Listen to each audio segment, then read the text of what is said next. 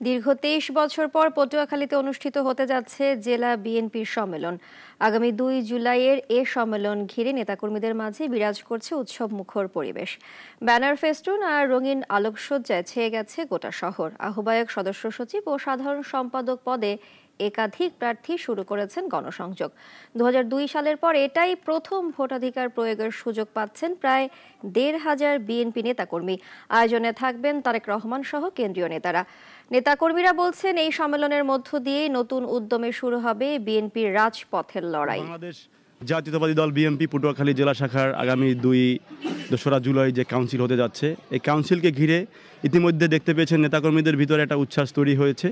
ভোটের মাধ্যমে নেতা নির্বাচিত হবেন এবং যারা নেতা নির্বাচিত হবেন তারা আশা করি তাদের নেতৃত্বে আমাদের বাংলাদেশ জাতীয়তাবাদী দলের শক্তিকে আরও বেগবান হবে।